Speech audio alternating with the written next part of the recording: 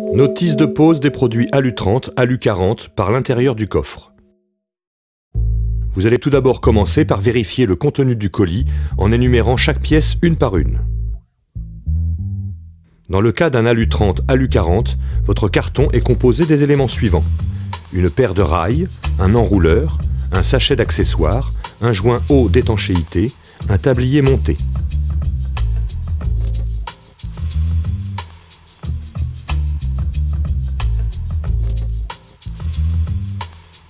Vous trouverez aussi les éventuelles options choisies lors de votre commande sous forme de profil contenues dans la boîte ou montées sur les éléments du rideau.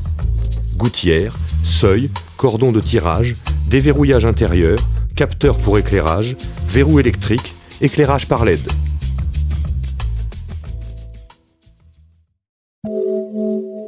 Installation.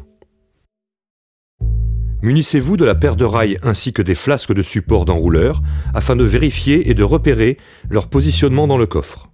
Les flasques devront s'insérer impérativement dans les encoches des coulisses pour un guidage sans accroche du tablier dans ces rails. Nous avons pris soin auparavant de rigidifier l'écartement possible des flasques en plaçant un renfort de même épaisseur que votre montant d'ouverture sur l'arrière des flasques. Fixez les rails sur votre montant d'ouverture grâce à des vis tête fraisées pour éviter tout blocage du rideau dans ceux-ci. Positionnez les flasques dans les entailles des rails et fixez-les aussi sur votre montant d'ouverture à la suite des coulisses. Fixez maintenant l'arrière des flasques sur les renforts précédemment installés. Il faut maintenant déterminer la position des supports d'enrouleur sur les flasques. Pour obtenir la position verticale, vous devez mesurer le rayon de votre tablier enroulé et le comparer avec la place disponible entre le centre des flasques et votre pavillon. Pour vous faciliter la tâche, vous pouvez utiliser cette formule. Si le rayon du tablier enroulé plus 20 mm est inférieur à la distance entre le centre de la flasque et votre pavillon, alors la position la mieux adaptée sera au centre des perçages. Dans le cas contraire, vous disposez de multiples perçages pour ajustement. Pour obtenir la position horizontale, faites de même avec cette formule. La distance entre le support d'enrouleur et les perçages de roulette doit être supérieure au rayon du tablier enroulé plus 20 mm, plus 40 mm dans le cas d'un Alu30 ou plus 50 mm dans le cas d'un Alu40. Placez l'enrouleur dans ses supports. Attention, celui-ci possède un sens de montage dû à la tension des ressorts contenus à l'intérieur. L'étiquette présente sur l'enrouleur devra toujours se placer à droite du rideau, vu de l'intérieur du coffre.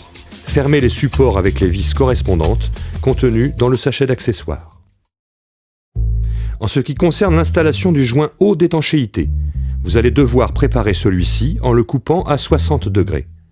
Placez-le ensuite dans votre ouverture afin de déterminer sa longueur. Coupez l'autre côté du joint à 60 degrés et collez-le derrière votre linteau. Une fois ces étapes terminées, il va falloir maintenant glisser le tablier dans ses rails. Pour vous aider, nous vous conseillons de bloquer votre tringle de double poignée grâce à une cale en bois pour un passage plus aisé du haut des rails lors de la prochaine manœuvre. Placez-vous à l'intérieur du coffre et faites glisser doucement le rideau dans ses rails.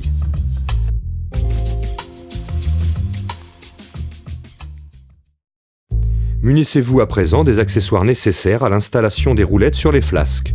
Boulons, entretoises acier, entretoises nylon, écrous, rondelles et assemblez-les comme affiché à l'écran. Placez-vous ensuite à l'intérieur du coffre muni des accessoires et outillages nécessaires à l'installation de la roulette, du tablier sur son enrouleur, ainsi qu'une pince pour le retrait de la fourchette de blocage.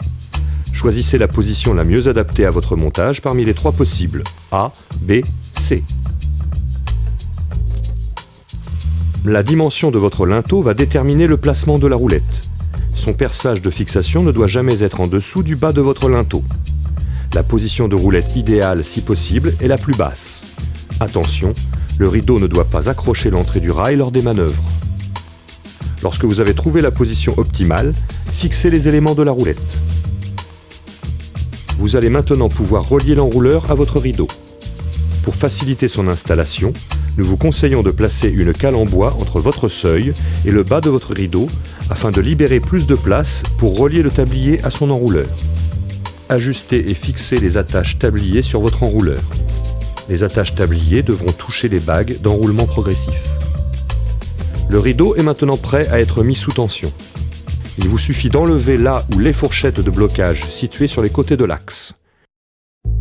Placez la poignée dans son emplacement en prenant soin de placer le logo dans le bon sens.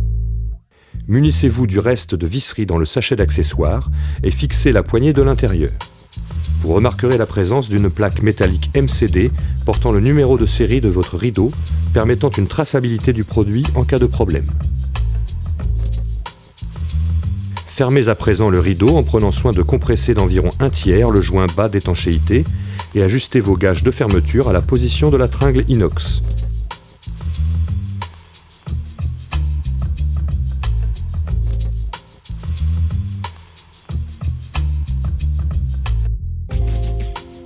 Fixez aussi la butée haute d'arrêt de sorte que l'utilisateur ne se coince pas les doigts à l'ouverture.